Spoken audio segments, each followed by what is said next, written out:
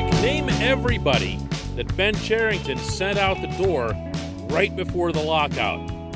Can't do it, can you? Good morning to you. Good Monday morning. I'm Dejan Kovacevic of DK Pittsburgh Sports, and this is Daily Shot of Pirates. It comes your way bright and early every weekday if you're into football and or hockey. I also offer up daily shots of Steelers and Penguins where you found this. We are now in day 4. Let me think. Thursday, Friday, Saturday. This is day 5 of the lockout. Even better. I'm looking forward to month 4 and month 5. I'll even take year 4 or year 5 if I know that at the other end there will be a salary cap system that will allow baseball everywhere to be fair and equitable again. But before the doors were closed, the local team's general manager made a whole bunch of moves, most of them via subtraction. And as he did so, when I looked at them individually, I wasn't always able to come up with what felt like would have been a reasonable explanation for his action. Not that he was going to be a whole lot of help on this. For example, this was his answer as to why the Pirates parted with Colin Moran. The decision about Moran, it's not specifically about Yoshi, but at a moment in time this week, we just didn't feel like we could commit to going through the art process and committing to the roster right now with Colin. I told him on the phone that believe that he's a good Major League Baseball player and better than he showed last year, and would want to keep the door cracked and see what happens later in the off season. I'm sure he'll have other opportunities too.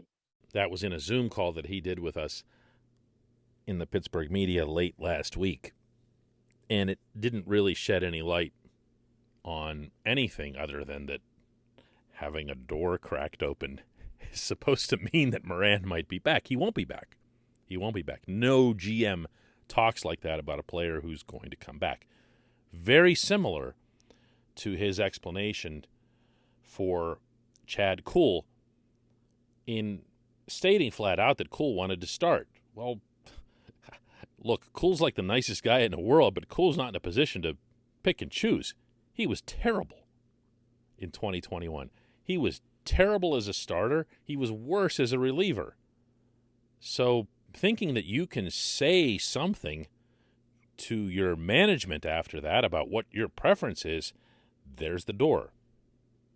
But from a broader standpoint, this is what I'm getting at here. What was it that Cherington was trying to achieve in cutting all these different people, and there were more of them than these two, loose? Was it to free up money? I mean, I know that's always the cynical take, but it doesn't really make any sense here. They're going to have to spend way more than what their current payroll figure is showing, regardless of what the CBA would look like by next year or whenever they do resolve this. Is the team made better? I would argue yes, by losing guys like Kuhl and other ineffective pitchers, but I wouldn't argue anywhere near as strongly when it comes to Moran, who is probably a league average first baseman offensively, and a little bit below that defensively, and just an awful, obviously, base runner. But not a bad ball player, not somebody that you would discard, and he also is capable of playing more positions than first base, since first was what he was taught while he was here. Most of his time in baseball had been at third base or in the outfield. So he could have been a bench guy for you. Why do you let him go? Why do you just let him walk? Because of arbitration money?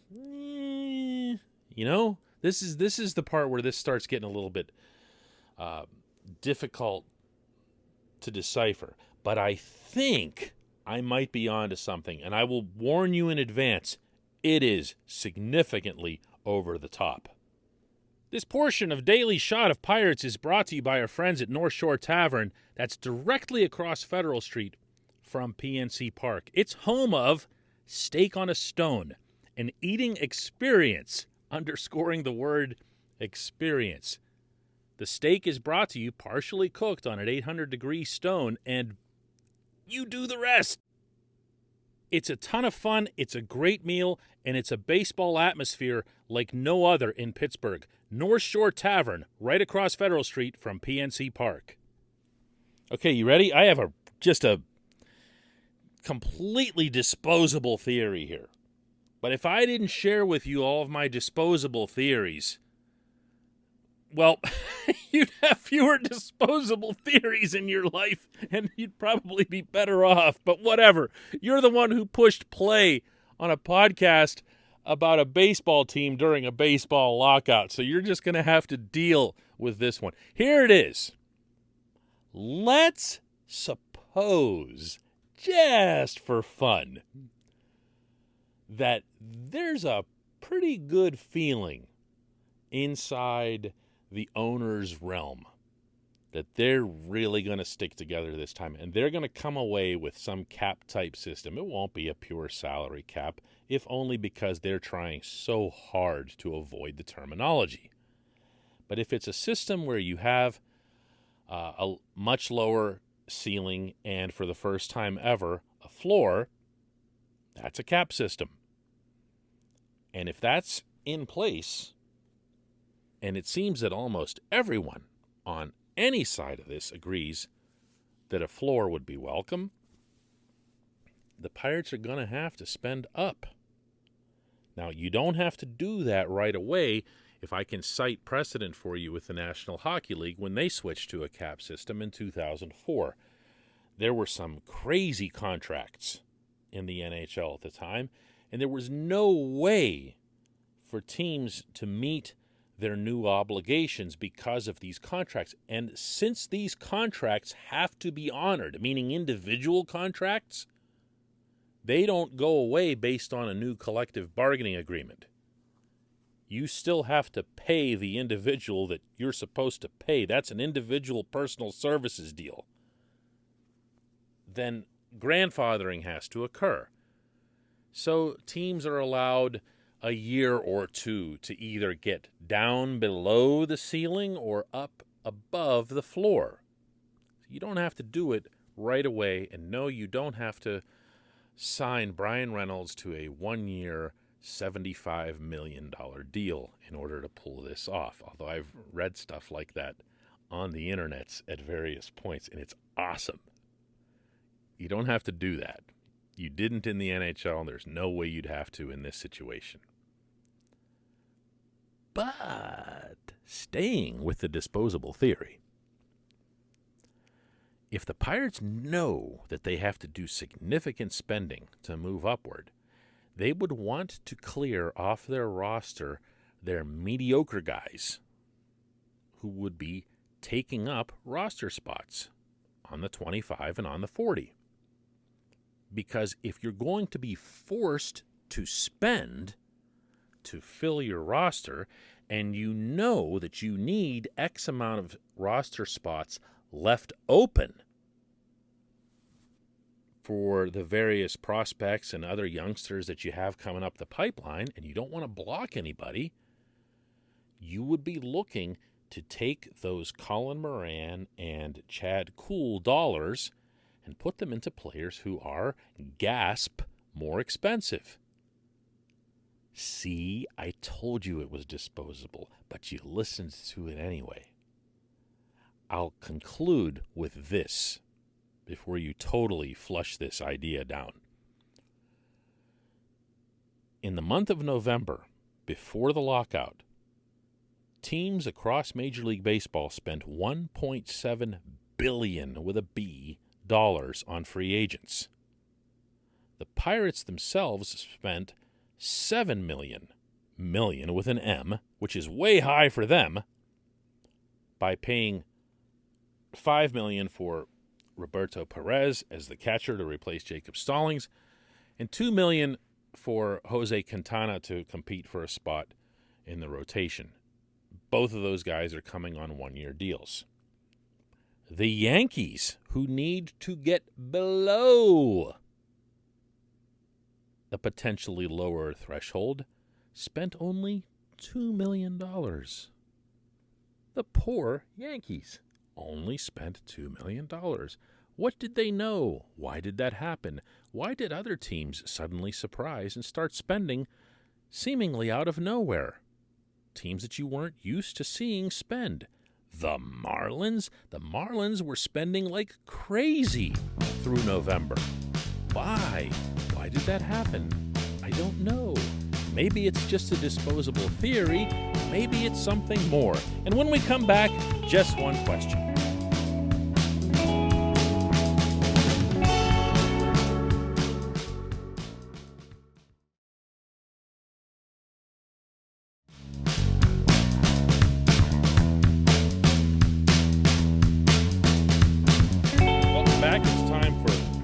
Just one question. Today's J1Q comes from Paul, who asked, could Ben Cherington's trade of Jacob Stallings be explained by operating within the confines of Bob Nutting's "if you come, then I will build it" philosophy?